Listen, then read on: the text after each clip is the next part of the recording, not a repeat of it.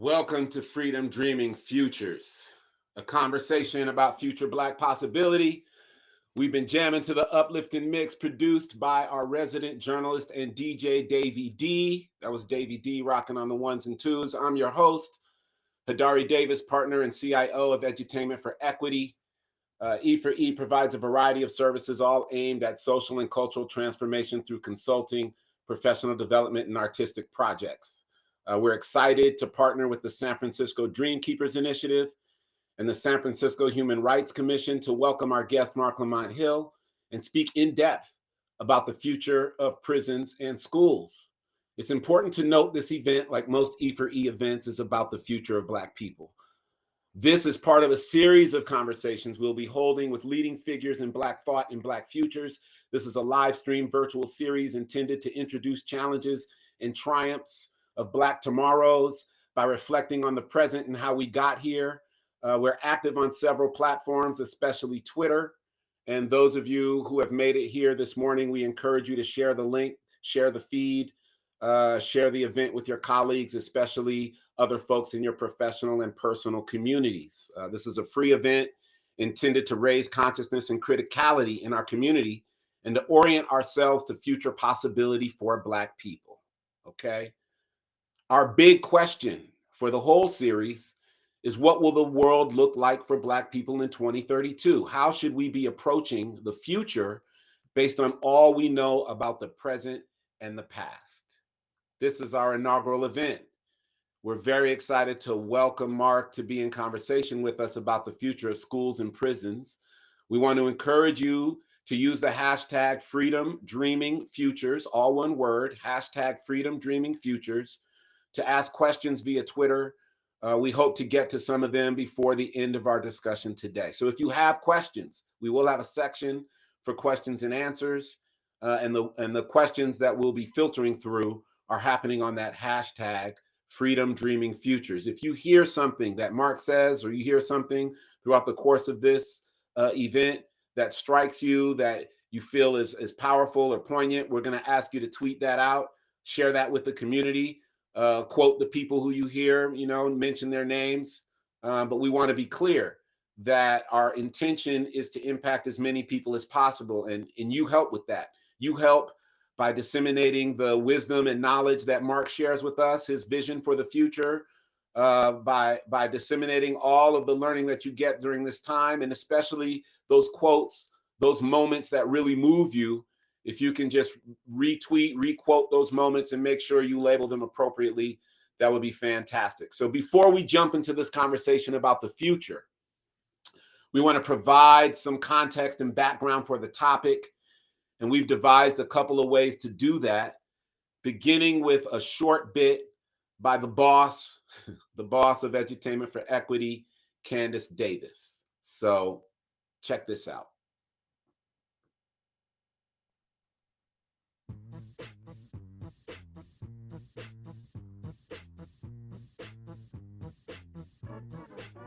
Greetings, everyone. This is Candace Wicks Davis, founding partner of Edutainment for Equity, and I'm here to provide some context and a frame for our conversation about the future of prisons and schools. Futurists say it's easier to see the future the further you look back and understand the past. With that in mind, let's look at our question. What is the future of prisons and schools?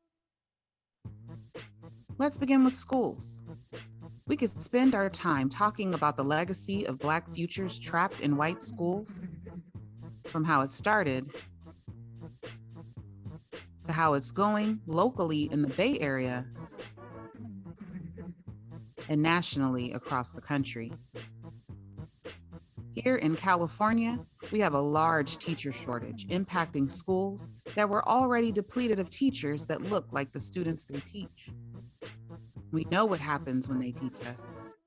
Suspensions and expulsions go up, while literacy rates and student achievement goes down. And we have proven solutions that fail to be implemented or incentivized, instead leaving communities subject to policies that maintain inequality, disparity, and undereducation. Policies that feed generational wealth gaps along racial lines in the land of the free. And the continued miseducation of Black futures. Where that's not enough, there's an active effort to whitewash history, removing the perspectives of our critical minds and histories from the narrative of the country. Even with the obvious existing advantages, one might wonder why the inheritors of white American privilege go so far. Until we recognize the increasingly diverse citizenry that is the United States, the growing non-white population, and the threat of a multicultural future may be a driver for the actions of the right. When they say institutional racism doesn't exist, what we hear is this. As we segue into our discussion about the past and present reality of prisons, we have to point to the essential connection between these two institutions, schools and prisons. A matrix of structures that manufacture criminality and simulate incarceration for children until they fulfill the very fantasies of the systems they are subject to. So let's talk about prisons. The 14th Amendment reformed slavery into the United States penal system. Integration and the fight for civil rights ignited the exponential growth of prisons, what we often refer to as mass incarceration.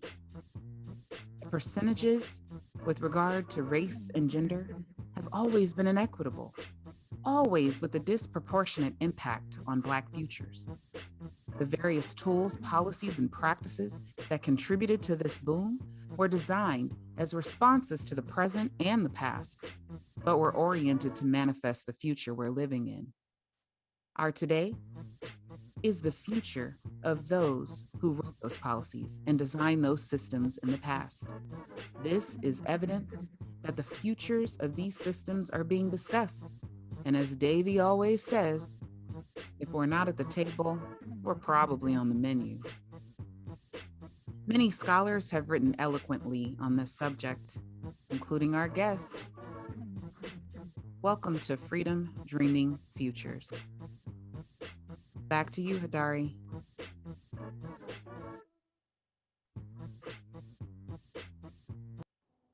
Right on. So thank you, Candace, for that background, that context. We asked our resident journalist and DJ, Davey D, to pose this question to some important members of our community. Let's run that before we get into the dialogue with our guest. We're out here, Davey D, man on the street, talking to people in the community. Where do you see education going in the next 10 years? Where do you see prisons going in the next 10 years? Okay, well, my name is Randy Campbell, and I did grow up in the city of San Francisco. I think, given the current social climate, political climate, the socioeconomic circumstances that we see, for just poor people, the political climate in terms of law and order, what the Supreme Court looks like, how long those people will be there, how successful Trump was in placing all of these people on these various federal courts. And then your local district attorneys, you know, your Larry Krasners, you've seen what happened to Chesa Boudin in San Francisco. They're very rare. So I think in 10 years, it's going to be far worse than what we see now. Tell everybody your name and how you see the future of education at this point. Okay, so my name is Lawrence Taylor, known in the community as DJ Styles, and grew up here in Oakland. Been teaching in schools for about 17 years in Oakland and now in Richmond. I want to say, number one, the school to prison pipeline, I think, is very real and intentional, and it's by design, and it's part of the whole white supremacy system we have in this country. And if you can underfund our black youth, not give them proper education, give them teachers. In Oakland, they've been fighting because they're closing schools in our communities. Stuff like that, it leads directly to the school to prison pipeline, which I see getting worse. This year, I've read a statistic, we are short 240,000 teachers across the country. And best believe they're not at the private schools or the other kids' schools. They're all at our schools. My school I work at in Richmond, Kennedy High School, we're short 7 teachers. And critical things, we're missing 2 chemistry teachers. There are hundreds of kids who are not getting chemistry this year because of that, which you need to go to other levels. One thing an administrator told me years ago, prisons are based, or the funding for building more prisons is based on 3rd grade test scores. So intentionally, we got kids at high school who are reading at or below 3rd grade level. And they just pass them along, socially promote them. And if you keep doing that and putting them out there, they are building more people to put in these prisons. If we look at the amendment that so-called freed the slaves in America, it said slavery is abolished except for those dutifully who convicted of a crime. So as we know, the prison system is free labor. It's a way to keep us still in slavery and keep us enslaved.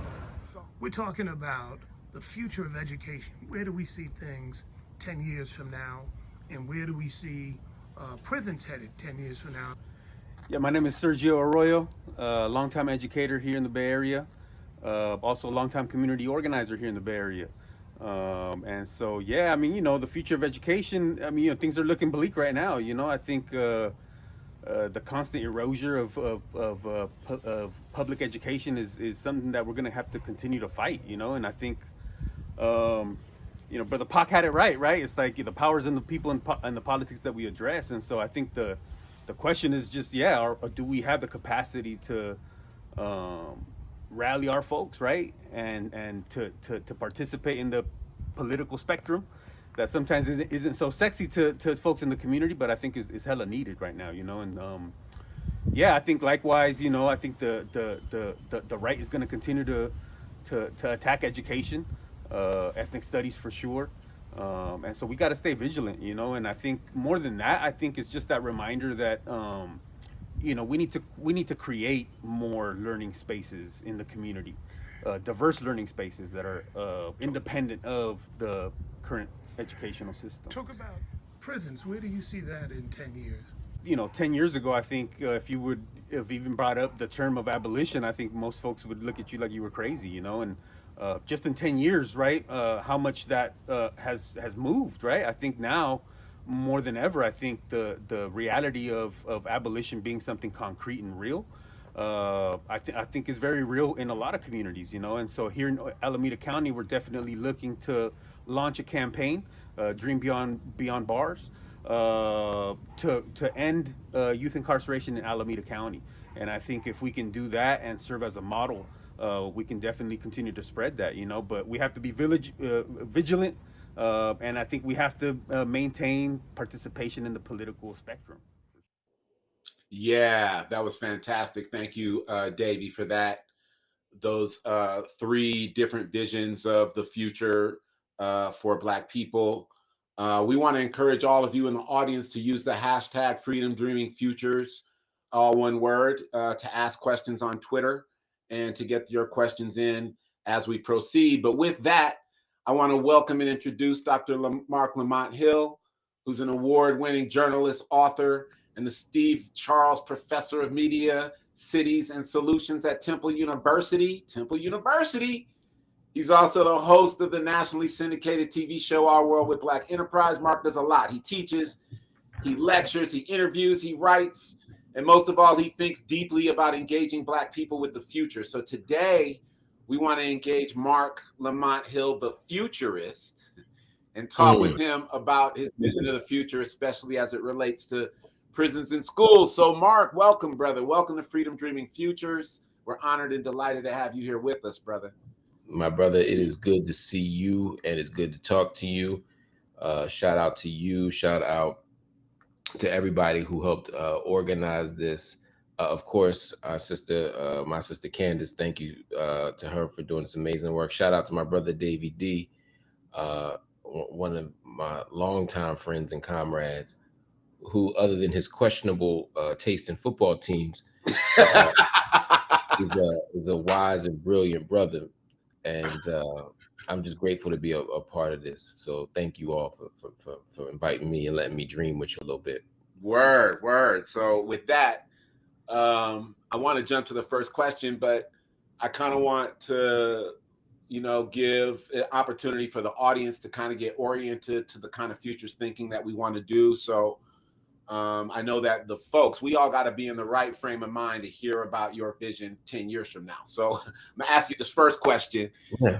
And as I ask you this question, I'm going to encourage the audience to ask themselves this question and actually answer it for themselves, because I think it helps frame the rest of our dialogue, both the things that we say, but also what you hear, because sometimes what's said is not what's heard. So Marc, to what degree are you optimistic or pessimistic about the future of Black people? And when I say degree, I'm going to actually put numbers on it. So I'm going to say 1 to 4 as degrees of optimism, 6 to 10 as degrees of pessimism, with 1 being the most optimistic and 10 being the most pessimistic. So that's the first question, to provide context. Are you optimistic or pessimistic about the future of Black people? And what number would you rate your response and why? I wouldn't be a good academic if I didn't challenge the question itself and not just give you a straight answer. Do it. The first place I would begin is by saying I don't use the framework of optimism. I think that coming out of our traditions of Black struggle, Black freedom fighting, coming out of our cultural traditions, the blues, gospel, jazz, I think we wrestle not with this question of optimism, which is a kind of belief that everything is going to be okay, a belief that things are going to work out fine. Optimism, when leaned on too much, can become a kind of political naivete. Everything's just going to work out. So my students who take tests they didn't study for, and God, just give me a C. If you just give me a C, I promise. That's a certain kind of optimism that I think doesn't help us. But I do remain a prisoner of hope. And for me, hope involves struggle. Hope involves work. Hope recognizes our obstacles. Hope recognizes that there are no problem-free solutions. It's when you rest upon hope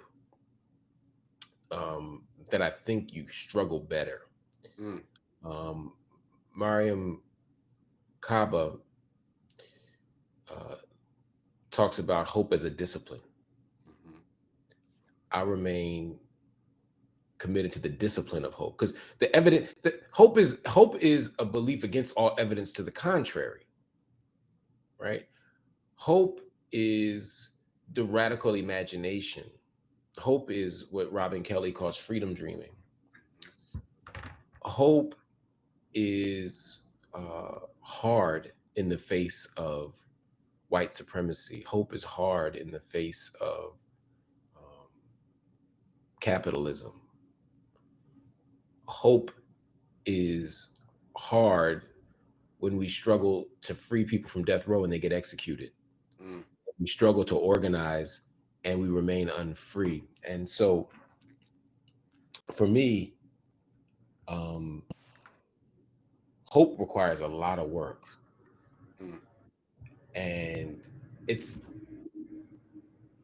Du Bois in Souls of Black Folk talks about this type of hope in the essay on the passing of his firstborn. Mm-hmm. And he talked about what it meant for his child to die, his baby Burkhart to die, and what it meant to live or not live under the veil, like the color line. And he talked about a hope not hopeless but unhopeful. Mm. Mm. I sit in that space of a hope not hopeless but unhopeful. I don't have any faith in this system to produce any other outcome than what it's always produced. I don't have any faith in capitalism to do anything other than what capitalism does. I don't expect us to stop dying from senseless wars. I don't expect our labor to stop being exploited.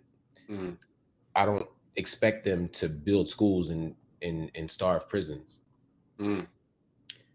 But I remain deeply, deeply committed to the belief that Black people can do anything because we always have. And so while I don't have optimism or hope in America or in capitalism or in liberalism or in the Democratic Party or in electoral politics, although I use it tactically and strategically, I have the maximum amount of hope in our ability to bring this ship home. Mm. As Asada said, even if we're tired and seasick, even if we're exhausted, we can still win. And the struggles I've seen on the ground in the last couple of years, even in the death of George Floyd, where we fight and we organize and we defund and we fight and we organize and we get rid of no-knock warrants and we fight and we organize. And as you mentioned, the conversation of abolition, and as the brother mentioned in the clip, the conversation of abolition moves further and further to the center of our discourse. When I see all of that happen, I'm at a 1. Mm. I got maximum faith in us. I got maximum hope in us, not optimism, but hope. Mm. So it's a discipline, and they test it every day. But Absolutely tested every day. I'm hanging on to it, man. I'm hanging on. No, I love that. I love that frame. I think a hopeful futures are futures of possibility. And you captured that in your book, We Still Here, just even in the title itself, like still here, you know what I mean? Which is despite everything that we've been through, all the things that we've struggled through, we're still here. So I think that that's super powerful. In your latest book, Seen and Unseen, Technology, Social Media, and the Fight for Racial Justice, it's kind of like what we're doing right now. We got the technology, we got the social media platform, but I think new tools that are available to fuel that hope, right? New strategies that are available to kind of inspire, not only the reconstitution of the way that we struggled in the past, but also perhaps new ways to struggle altogether, which I think is super powerful. I guess my question for you then is more directly to prisons and schools. Like, what is it about the past in terms of the relationship that Black people have had with the American education system and with schooling? It's led to such intense anti-Black outcomes, but yet we still remain hopeful, not only maybe not in those institutions, but in the people in those institutions. Maybe not in those systems, but we find ourselves subject to those systems. So yeah. I think the first thing we have to do is make that distinction between education and schooling. Yeah. Black folk have been invested in education. We fought to learn to read so that we could better become members of this society, so that we could learn about ourselves, so that we could worship our gods, so that we could access our ancestors, so that we could get free, literally, right? So that we could read signs to escape plantation, so we could, be who we wanted to be in terms of exercising a kind of self-determination. And so when you look throughout the history of Black folk in this country, we've always struggled for education, to learn. Now, one of the places that happened is school, right? So schooling was certainly key, but schooling wasn't the only story. The story of Malcolm X isn't the story of schooling; it's a story of education, Right. right? It's a story of what he got in prison. The story of uh, John Henry Clark is not the story of schooling, but the story of education. The story of Arturo Schomburg is not a story of schooling, but a story of education. These people, these giants, were self-taught, or they sat at the feet of others. John Henry Clark sat at the feet of Arthur Schomburg and Paul Robeson and others, and so there's a way that we have to tease those two things out to understand the heart of our tradition. You know, people like Carter G. Woodson have talked about the miseducation of the Negro, the way that schooling hasn't done the liberatory work that it needed to do, that schooling wasn't getting us free anymore, that we were being miseducated in school. School is about the system, school is about the institutions. Part of the struggle for civil rights in this country has been accessing public accommodations. It's been also accessing school, right? Brown v. Board of Education, 1954, was about getting us into school, but it was an argument against Plessy versus Ferguson, this other 14th Amendment decision from 1897, excuse me. So there's a way that school becomes a kind of stand-in for a deeper debate about Black people being able to access what America has to offer. We didn't think that our IQs would go up because white people were in the schools suddenly, but we thought that books would be there, that resources would be there. We knew that a roof would be there, right? We understood. And plus, it's 1896. Forgive me, my brain was a little scrambled, but we had to understand the various dynamics of this system, and schooling becomes a process that we wanted to access so that we could get the education. But we didn't fetishize the process. It was the education we wanted, to help us get free, to help us get jobs, and also in America to get credentials, like finishing school, getting your high school diploma, and now finishing school means going to college. Those things allowed us to get jobs, and as Black folk, we needed those credentials and degrees to have a fighting chance at jobs that white folk could get without them.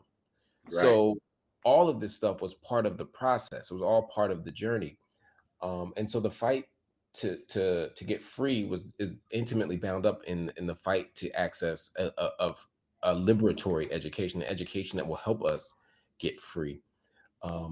And increasingly, school has done the opposite.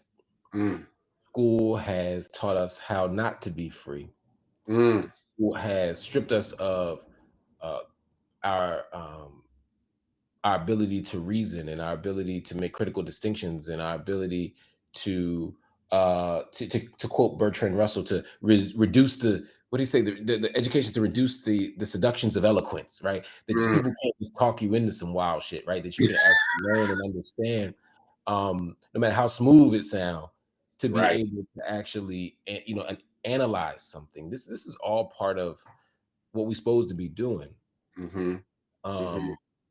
And school is doing that less and less. School is becoming less and less about the education, more and more about the system, more and more about the process, more and more about the test, more and more about all these things that don't actually make us better citizens, better freedom fighters, better human beings, better parents, better organizers, better activists, better allies. Doesn't make us better at any of that stuff. And so once again, as Black folk, we have to tease out or distinguish between education and schooling. We have to say, how can we not just help our kids navigate 12 years of these buildings and these institutions, but how can we give our kids what they need to survive and to thrive and to learn and to grow, and to, as education literally means in the Latin, right, to be led out, right? Ducere, to lead, out. How can we be led out of poverty? How can we be led out of white supremacy? How can we be led out of transphobia and ableism? How can we be led into something that makes us more free? Yeah, I think DJ Styles talked about in his brief thing, the coupling of schools and prisons and the relationship of one to the other, school to prison pipeline, school to prison matrix. I think everybody in our audience has a sense of kind of the role that schooling has played in contributing to the growth of the prison industrial complex. Yeah. Do you think this will continue into the future? Is the bond between prisons and schools beyond reform? And when I asked that question, I think somebody said to me the other day when I was sharing these questions that I was going to talk to you about, maybe it was Davey, it was like, can you reform slavery? And I'm like, yeah, can you reform slavery? It's such an interesting conversation. And then Candace, in her presentation, she said slavery was reformed into the prison industrial complex. Right. So, what do you think about the future of that relationship? Is it possible to decouple those things? It's funny. I'm writing a book right now. It's actually due today, so wow, it's gonna be late. It's gonna be good, but it's gonna be late. It's called Schooling Against the Prison.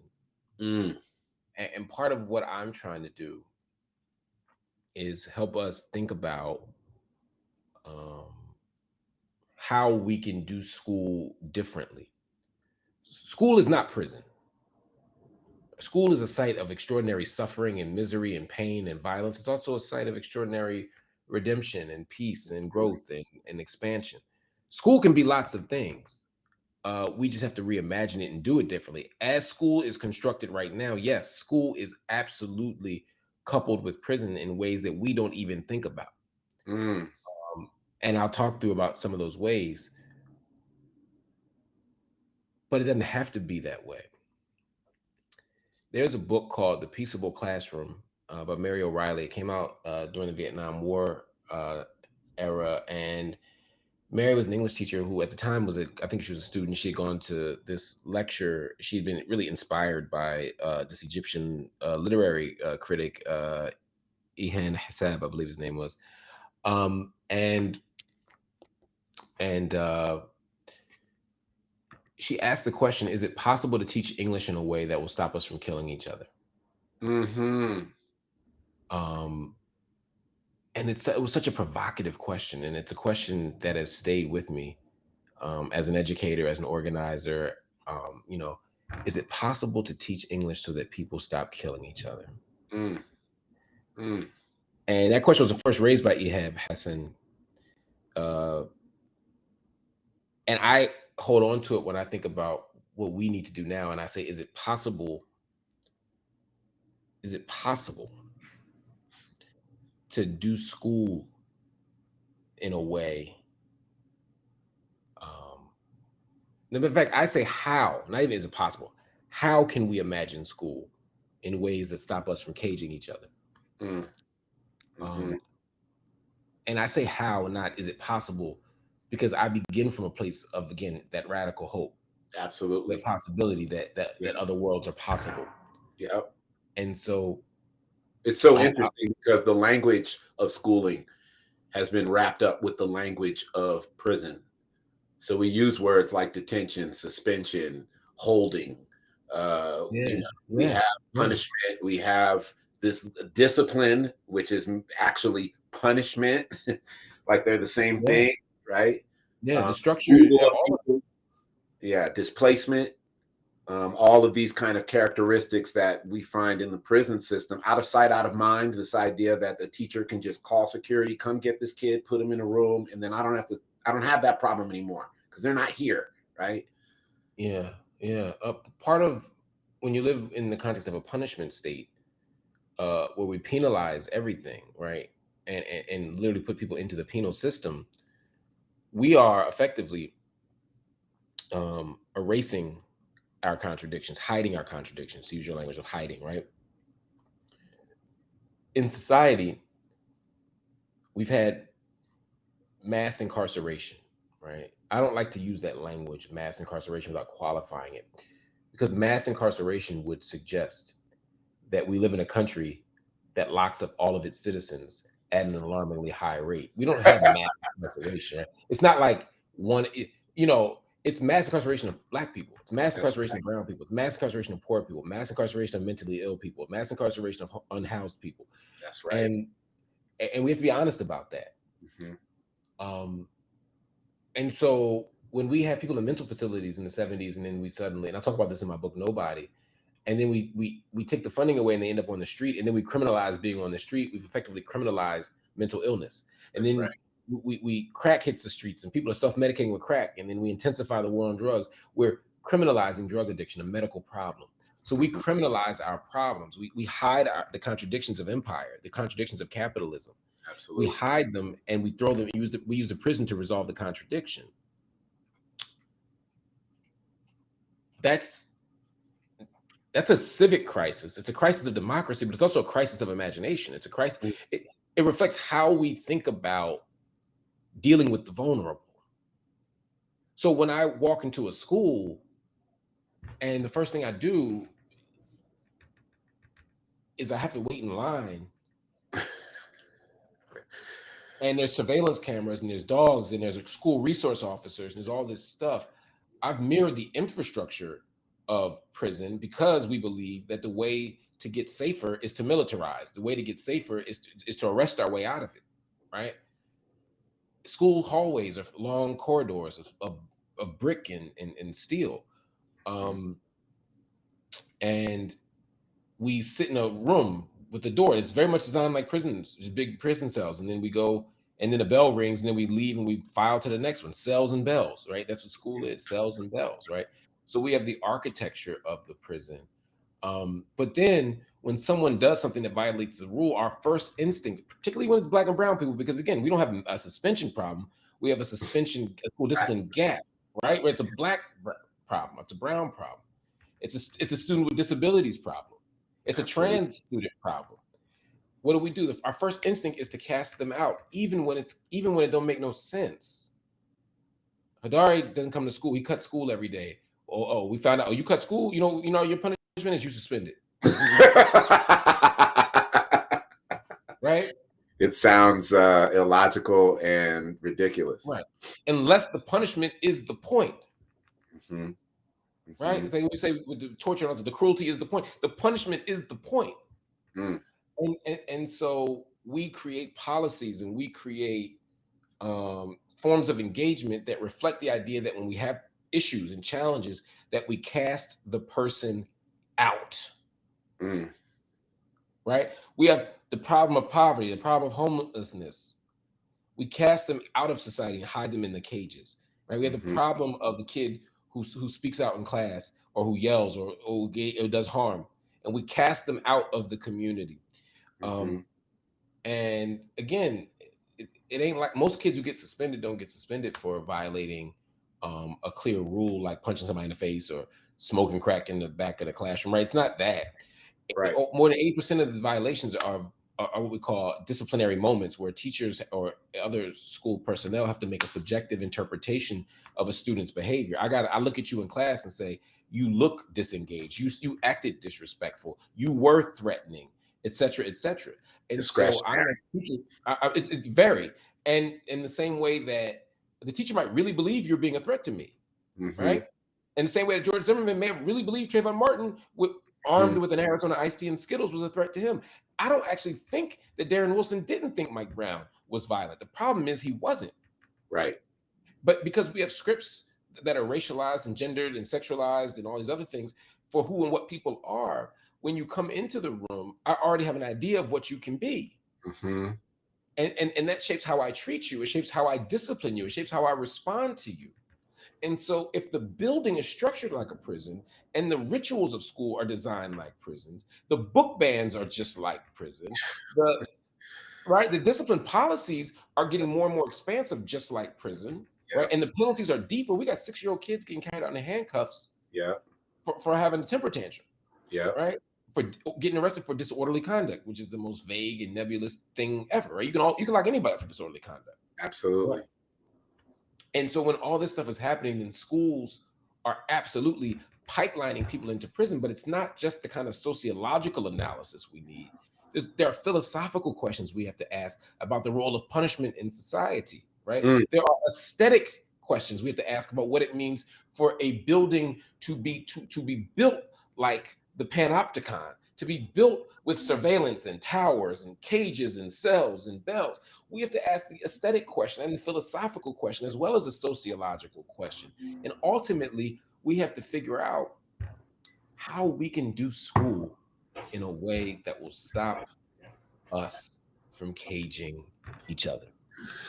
Woo!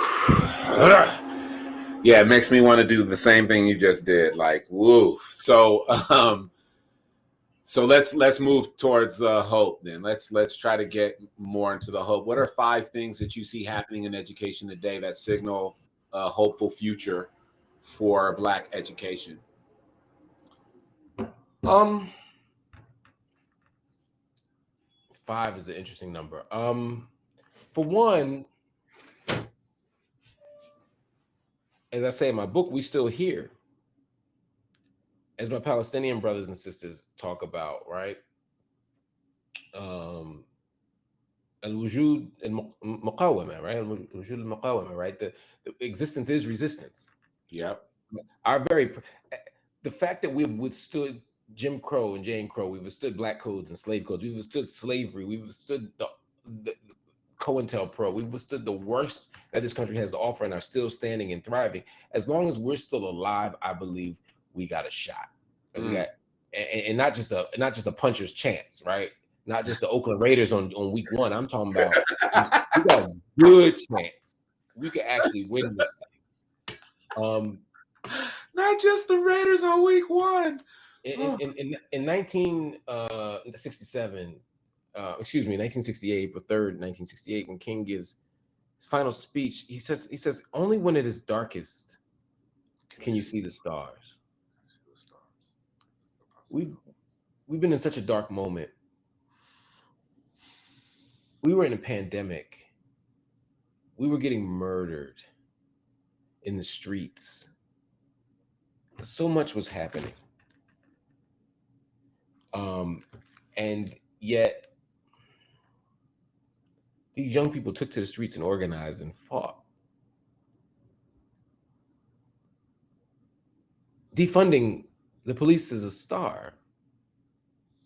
Tearing down these Confederate statues was a star. Mm-hmm. No-knock warrants in Kentucky, star. Mm-hmm. I'm hopeful because these young people remain courageous. Also, there's a movement of abolition that is as powerful, and that'd be my third thing, I guess, is the movement itself for abolition is so strong. I mean, critical resistance in the Bay, the movement, so much rooted in the work of Angela Davis and Ruth Gilmore, and I could go on and name literally dozens of people who were part of Dylan Rodriguez, so many people. Mm-hmm.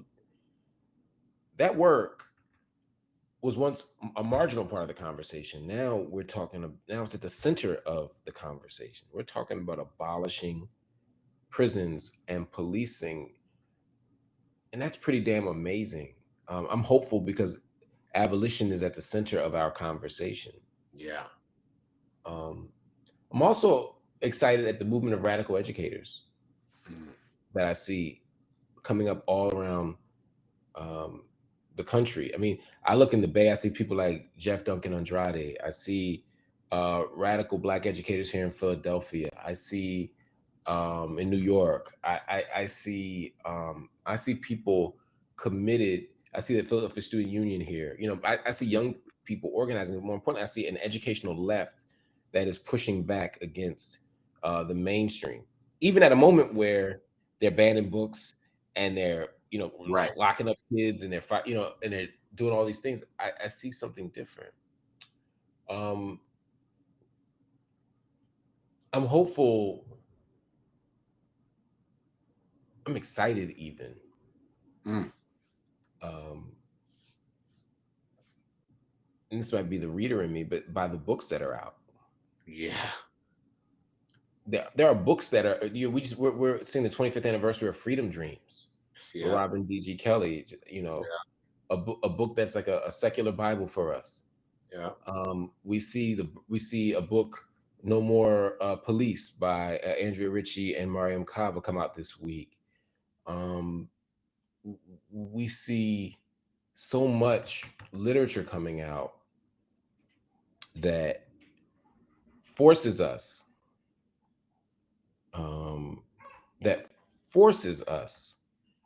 to really wrestle with the moment, to analyze the moment, to unpack the moment, but then to make the word flesh, right? To go out there and do something about it. Mm-hmm. Mm-hmm.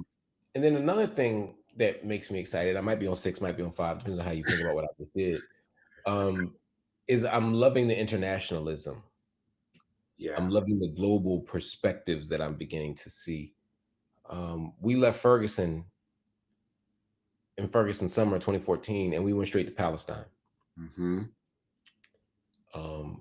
I'm watching international struggles, international solidarities, transnational solidarities. Our analysis is getting thicker and more robust. Our vision and critiques are getting more global. We're maturing politically. Yeah. And I think that's creating something else, something powerful. I love that. We're here with Marc Lamont Hill, in case you didn't know. In case if you out there and you didn't know who was talking, that's Marc Lamont Hill dropping bombs right now. Just really, really uplifting words and new visions, possibilities, hope in the future for our people, hope in the future for this country. I want to play a little game. I want to play a game that kind of, to tickle your imagination, so to speak, and get folks thinking about, because the reality is that we can't predict the future. We can, prognosticate, we can consider the past and consider the present and come up with an idea, a vision for what we think the future will be. But also we can't predict it. It could go in a number of different ways. So I want to present kind of 4 pathways, 4 possible ideas. And I want to ask you to, give us kind of a vision of what you see based on these 4 pathways. So the first is growth, but it's not growth as we think about it, like, what if the movement grows or what if the people grow? This is the opposite. What if schools and prisons grow? What if the pipeline grows? What if there's an increased police presence in schools in our communities? What if the defund the police thing leads to more funding for police? What if instead of the political winds moving against this right-wing thing, what if it moves, the wind starts to move that boat further down the line for all of us? Yeah. What do you see for the future of this country, maybe for 2032? What do you see for the future of Black people if we get a growth in sort of the suffering that we're experiencing? I think we get more resistance, Where there's oppression, there's resistance. We don't fold, and that what if that you're raising isn't a far-fetched hypothetical. Look, the evidence is against us. That's why it's an uphill battle, right? There's no reason to believe that these school book bans won't continue. There's no reason to believe that we won't continue to worship at the altar of unregulated capitalism. There's no reason to think that, the Trump MAGA support base is going to morph into a DeSantis MAGA fan base that is simply deodorized, you know what I mean, and legitimized, but just as off morally corrupt, right? Absolutely.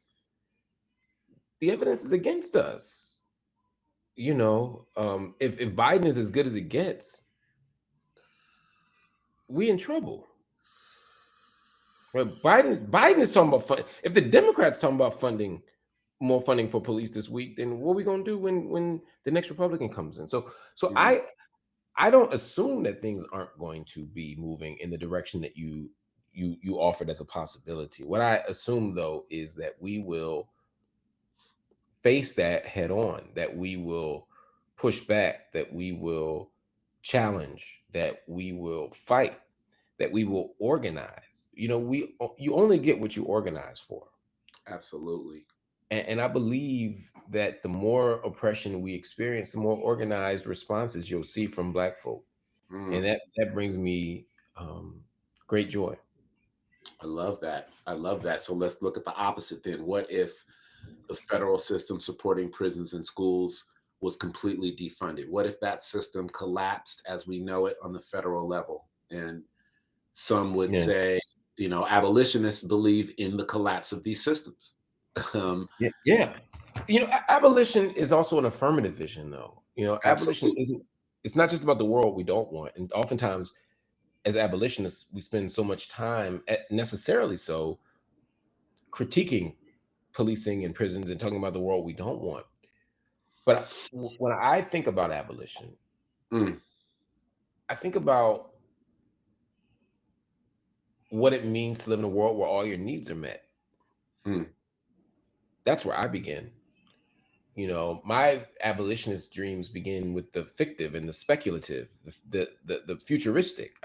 It's less sociology and more, Octavia Butler. Yeah. I'm thinking about the world that is not yet. Yeah. And so when you say, what if those things do get torn down, then what I'm thinking simultaneously is, what do I want in its place, right? There's this wonderful book called Architecture After the Revolution. I think about what buildings would look like if the prison weren't lurking behind us, right? Because all of our warehouses, factories, schools, they look like prison. They're built like the modern infrastructure of the prison. What could it look like if we weren't thinking like that, right? What could our social relationships look like if they weren't bound up by the logics of capitalism, right? So I think for me, the what if question that you're raising is the right one. And I begin with some ideas, right? I begin by saying we would invest in community. I begin by saying we would try. We can't dismantle prisons and ultimately if we don't dismantle capitalism, right?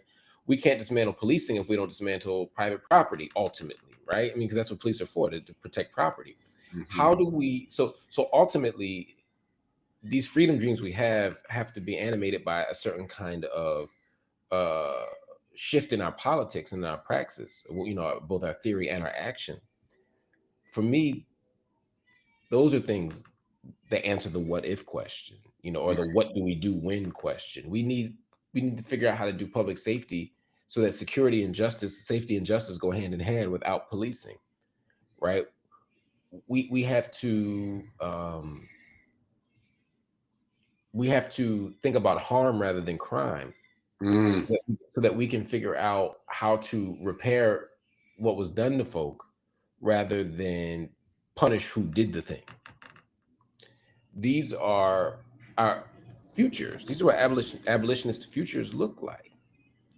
And they require us to dream different, to imagine different, to believe different. And so many of us have been constrained by the prison for so long that we can't think outside of it. It's easier for us to imagine the end of the world itself than the end of the prison. Right. And we have to recover our imaginations. I have a chapter in my new book called Decriminalizing the Imagination. We have to think about the imagination outside the logics of the prison. That's King's dream, right? That's Asada's dream. We have to do something different. Absolutely. I think manifesting the dreams of our abolitionist ancestors is super aspirational. That question about collapse, Marc Bamuthi Joseph, who's a director of civic engagement at the Kennedy Center, I believe, but he used to ask, what happens if we win? What happens if we get what we want? Then what? Right. It's like, and a lot of people are so invested in the fight and the struggle that it's hard to imagine, like when I was in Kenya and they were like the Mau Mau after the revolution, they couldn't even come back to society. They had done so much that they just couldn't even come back in, man. They had to do a lot to get that freedom. So that's kind of a question about, our own resolve as strugglers, as challengers of the system. If we win, Will we know how to put that down? I remember reading Paulo Freire, and he talked about revolution and how even when the oppressed had toppled the oppressor, and they had the oppressor, the ruler, the dictator, defeated, tied up in a room, they still trembled at his sight. You know, that's no longer about the immediate physical threat. It's about something else, right? Right. We have to learn how to reject that piece as well. We have to learn how to fight the urge to defer to our oppressors, even when they're no longer able to physically oppress us, right? But they still control our minds. That's again what Carter G. Woodson talked about, right? Absolutely. And that's a harder process. We can dismantle every prison in this world, but we'll make new ones. We could defund every police department and fire every police officer in this country, and we'll replicate the police if we don't get rid of the carceral logic, if we don't deploy the imagination. That's why we need to draw from all of our creative resources. That's why we need hip hop. That's why we need visual artists. That's why we need creatives of all sorts who allow us to enter a space of play and enter a space of kind of creative and intellectual freedom, so that we can dream of the new possibilities, so that we can craft the new worlds, so that we can produce the new selves. And it's only when we do that that I think we really get free. So then my last scenario then is about imagining transformation. You know, imagining this existing system being replaced with what might the country look like if it was transformed in the context that you're describing, if our carceral logics became illogical, if our punishment kind of discipline system, if we realize that we should be more about restoring and healing, and if our focus was on harm rather than crime, all of these things that you've kind of alluded to, what does that transformation look like? What, just in your estimation, in your vision? It looks like wealth equality. It looks like there are fewer gaps between those who have and those who don't have. That's the biggest thing. Again, as long as we have a class defending state, we're going to have contradictions, and we're going to have disruptions and violence. We're going to have a caged class. But if we do this thing we're talking about right now, then we see a lot more equality. We see greater equity. We see people's needs being met.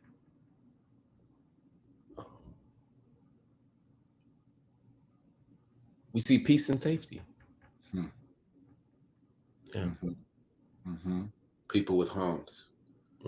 For sure. Right. Food, clothing, and shelter, for sure. Absolutely. Yeah. So it's interesting. Transformation looks like what we've been struggling to achieve for ourselves for generations, right? And there's a question about, do we want to, like, I used to ask, how old can I be before I retire from this constant fight? Do you become a veteran of this war? Is it possible? Or do you just OG all the way? You can become a general and then what? You know what I mean? Yeah, ain't no exit strategy for this one, man. We just keep fighting until we can't anymore. And the fight looks different. You know, struggle looks different. Sometimes we just whisper wise counsel. Sometimes we're on the front line. Right. But we always, you know, and a brother like you, man, y'all long distance runners, you and your people, man. So y'all ain't going nowhere. I ain't going nowhere. We're gonna keep fighting until victory always. Absolutely. I love that. That sounds like that Jay-Z bar that he just flipped on that song. Oh my goodness. All right. So we're thankful to have this incredible conversation. We're gonna give Marc a little break. We're gonna give ourselves a little break, but we want to while we do that, We're going to be blessed with a short artistic offering from the soulful international recording artist Martin Luther McCoy. Right before we drop this, if you have questions, drop them on Twitter and the hashtag Freedom Dreaming Futures. And within that context, ask your question. We'll try to filter through the ones that we have. I have some more on my list, and we'll move forward. But right now, let's listen to Martin Luther McCoy paying tribute to the late, great Marvin Gaye. Oh, hey baby, what you no good? Just getting back, but you knew I would. War is hell, when will it end? When will people start getting together again? Are things really getting better? Like the newspaper said. What else is new, my friend? Besides what I've read. Can't find no work, can't find no job, my friend. Money is tighter than it's ever been. Say, man, I just don't understand what's going on across this land. What's happening, brother? Ooh, what's happening, brother? Are they still getting down where we used to go and jam? Will our ball club win the pennant? Do you think they have a chance? And tell me, friend, how in the world have you been? Tell me what's out, 'cause I want to know what's in. Oh, what's going on with you? Tell me right now, what's going on? Oh, what's going on with you? Yeah, baby. What is going on?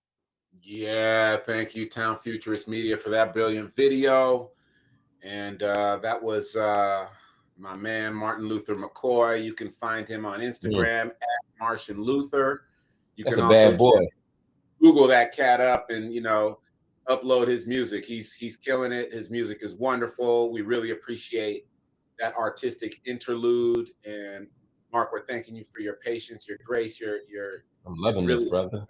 think about future possibility in a way that is hopeful. I think we can get overwhelmed by the news feed.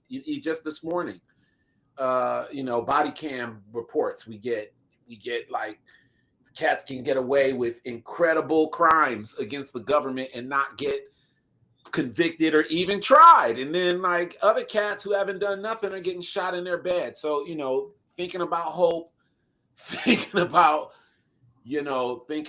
these challenges in a way that provide more possibility than just perpetual struggle or loss, right? That there are futures that lead to more hope, that lead to more possibility, that lead to more nation, that lead to growth, that lead to us feeling good about ourselves, us feeling good about our children.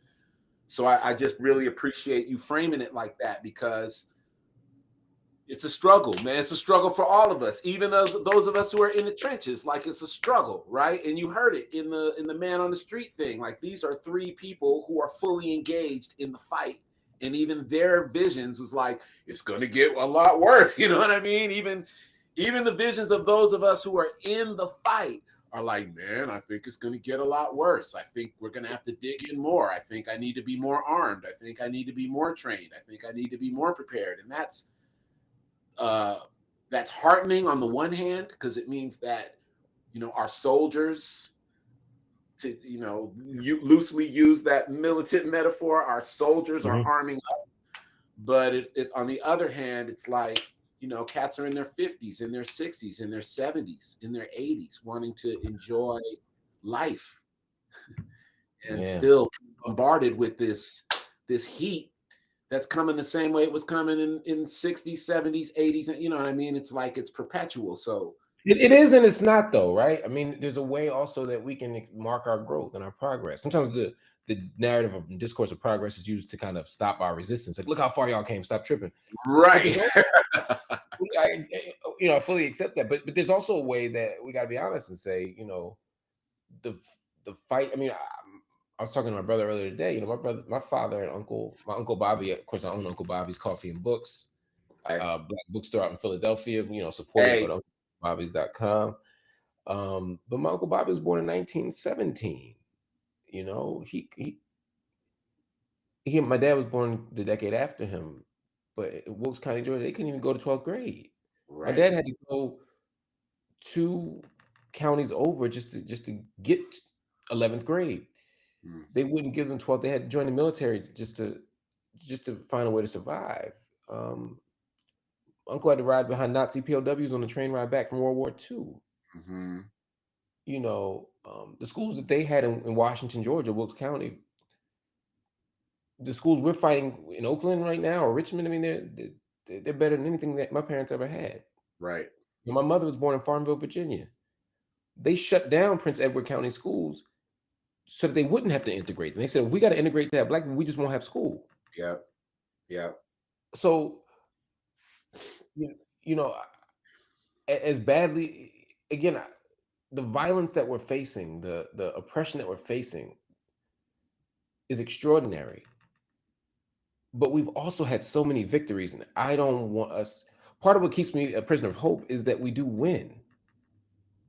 When we fight, we win. We don't win easily, and these struggles are protracted, but they're not in vain. And so, right. and yeah, we're relitigating some of the Brown fights of the 50s and some of the integration fights of the 60s and 70s and 80s even. And we shouldn't have to be, right? You look at residential segregation, look at all these things. No disagreement at all. Right. But I also can't ignore that we've won so much. Yeah. We've won so much. Yeah. I get it. Yeah. Literacy rates have gone up.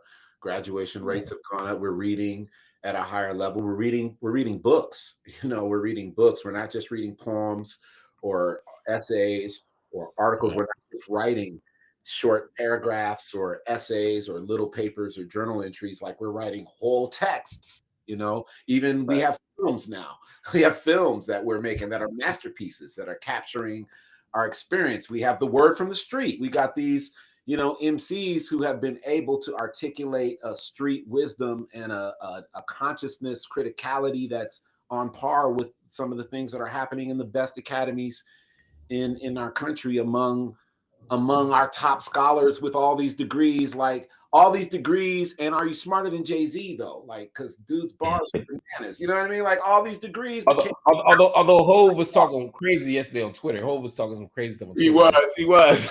So, there's a caveat that. But I mean, can you out-talk Black thought? I don't care how many degrees nobody can. you got. You can't out-talk Black thought. So that's just for those of you who don't know, Black Thought is an MC out of Philadelphia, super dynamic. Look him up.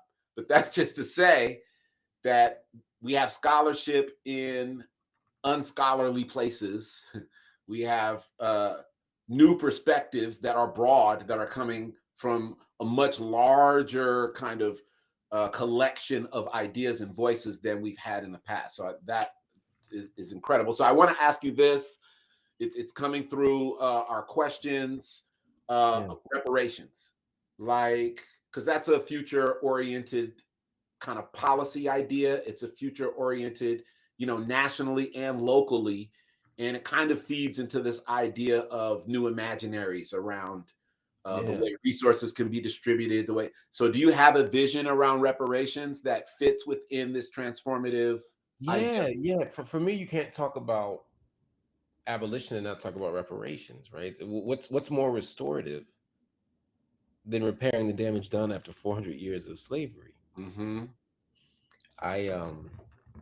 very grateful to have the opportunity to think for decades, people from everything from Cobra to some of the newer organizations that are thinking about reparations in really serious ways. And the last chapter of We Still Here, you know, I talk about this. In many ways, the state showed its hand. You know, they were able to decarcerate when prison guards were getting sick from COVID. And it was like, oh, wait, we got to let some folk out. And, oh, they could excarcerate. Oh, we can't lock all these simple possession cases up. We don't have the capacity. They're not a threat to society. You know, just let them go, right? They figured out how to be real abolitionists when it was to their advantage.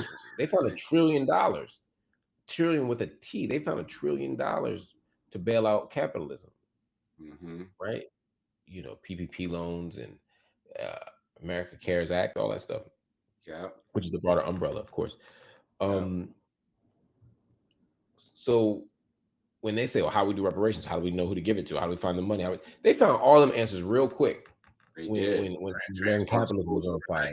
Yeah, transform schools overnight. Like it was, like we've been that. struggling against all these things all this time, but now I have a computer for every child. Where were the computers in every school before the pandemic? Now you got a computer for every child? Right. And that's my point. We saw what's possible. So for me, reparations is an integral because it's possible and because we deserve it. And we fight for it. You know, I think that Black folk across the board deserve it. But I think the descendants of enslaved Africans in this country are owed a special debt. And I think we have to be honest about that, and we have to figure out how to do it. But I don't imagine, in the same way that I don't imagine a genuine abolition project that doesn't include a dismantling of capitalism. I also can't imagine a genuine abolitionist project that doesn't include reparations. I love that. So here's another question from the audience. What is the best way to proactively prepare for the future of schools as a parent and as an educator? One, to organize. So much of what happens with schools happens with school boards. Yeah, absolutely. I encourage parents to join school boards. You know, some states they're elected. I know every school, some cities are elected, some counties are, you know, different places. But in general, if you can get on the boards, do it. Organize. Right. You know, fight for things like site-based selection of administrators, so you can pick your principals. You know, we organized our way into making issues around policing part of the election conversation. You can't run for mayor now and not have a plan for policing. You can't be the police commissioner and not talk about your stance on body cameras or civilian review boards. And the answers be wrong sometimes. You know, I'm not a body camera person. I think that's a reform that actually undermines abolition. But my point is, it's a conversation we have to have. We have to position it so that schools are a conversation that they have to have, that they have to have good answers to. Organize. That's my answer. But also imagine educational possibilities that still rely on the public good, but that aren't rooted in the current form of schooling. In other words, let's dream together and imagine new ways to do school that doesn't rob the government or doesn't take away doesn't absolve the government of its responsibilities to us as citizens. I'm not saying we shouldn't get everything that's owed to us. I'm saying it can look different, and we have to start to imagine what that difference looks like. And as as teachers, we have to ask ourselves, as we do the work of everyday teaching, we have to ask ourselves, am I reinforcing the status quo or am I challenging it? When I tell a kid to, you know, when I suspend a kid for not wearing a hat, for wearing a hat, or chewing gum, I got to ask myself, is wearing a hat or chewing gum really a rule that I need to uphold? Is this a rule for rule's sake? Am I replicating the force of the state? Or am I being a teacher? Am I being a teacher or a cop right now? Right. These are the kinds of questions you got to ask and you got to execute. Whew. Yeah, am I being a teacher and am I being a parent or a cop right now is also, hey, am I being a parent trust me. Is another thing. As your children get older, you tend to depend more on the state to mitigate behavior than sometimes your own grandparents. That's another conversation. No. Another question is, how do we address pessimism? Like people who won't vote because they don't believe in the system, you know, people who don't enforce their kids going into school because they know the school is toxic, You know, what is how do you address that kind of pessimism? Well, I meet them where they are. You know, I acknowledge that they're not crazy, right? For many people, going back to a school is like returning to the scene of a crime. School is where you learned you were inferior, as Erykah Badu said. You know, schools where you absorb pain. Schools where you were told you weren't smart enough or good enough or beautiful enough. Schools where you were assaulted. School is where, you know, where you told you had no history. Right. You know, that pessimism isn't unwarranted. You know, there's a reason why people are pessimistic when they vote, because we vote and we organize and we lose, or we vote, we organize and we win, and the person we elect ain't shit. Right? I mean, there's reasons why people. But now that doesn't mean that we don't go to school, and it doesn't mean that we don't vote. But what we do is we have to begin from where people are, and then show them the possibilities when they engage in action that is counter to the status quo. For example, just show them the school ain't gonna do it, but show them the school and getting a radical education. That's something else. Showing up to school and changing the curriculum, showing up to school and demanding African American studies, showing up to the school and picking your principles, showing up to the school and making sure that our figures and heroes and ancestors are in the social studies and English curriculum. These things matter, right? Voting tactically, saying, look, we can't vote our way to freedom. Our ancestors didn't die for us to get the right to vote. That's bullshit. Our ancestors died for us to be free. But voting can be a tactic to get us free, strategically. Sometimes, as James Baldwin said, it's just a matter of buying time. Sometimes he talked about that with Reagan versus Carter. You know, black folk vote Democrats as a means of buying time, right? This ain't gonna get us free, but it keep them off of us. Sometimes it's saying, let's organize in our own community to decide who's on the city council, to choose our mayor, so that we can keep the libraries open, keep the potholes filled, keep the police from militarizing in our neighborhoods. So we can make choices. If it didn't matter, they wouldn't fight so hard to take it from us.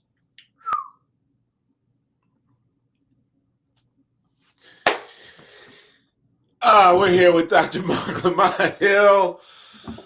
We're so thankful, brother, for your wisdom and your vision and just the time that you took to like share with us. It's my pleasure. You have some, you know, final words that you want to say to the people, my brother, as we wind down. Yeah, you know, despite everything going on, I have never been more certain, more confident, more energized, more excited about our ability to be victorious than I am at this exact moment. At this juncture in history, I feel the most certain that we're going to win. I've never been more certain that we're going to win. And let's take that hope, let's take that passion, let's take that fight and use it to inform everything that we do, the art we make, the curriculum we write, the teaching practices we engage in, you know, the way we engage each other personally, interpersonally, professionally, romantically. Let it all be animated by the spirit of abolition, by the spirit of repairing the damage that's been done, by the spirit of healing, by the spirit of love. We will win, and freedom is closer than we think. That's a Marcus Garvey quote, brother. You came with the Marcus Garvey at the end. We want to thank our guest, Marc Lamont Hill and Martin Luther McCoy. We also want to thank everyone who played a role in this production, especially the contributions from DJ Styles and Randy Campbell and Sergio Arroyo for their insights. And of course, DJ Davey D of Hard Knock Radio. If you don't listen to Hard Knock, you're tripping. We also want to thank Cheryl Davis at the San Francisco Human Rights Commission, whose work really made this possible. And then for our audience, we want to thank all of you for showing up, showing out, asking questions, listening, tweeting, you know, reposting, all that stuff. We just want to thank you for your participation in this and know that this is a series. So we'll continue to do this. Hopefully we'll have another one for you in December with another scholar who, you know, and thinker whose ideas on Black thought are extraordinarily relevant for the future of Black people. So again, Marc, thank you for sharing your wisdom and your time. And my name is Hadari Davis. You can find me at edutainmentforequity.com. Until next time, keep dreaming. There is freedom in our future. Just look for it. And we out.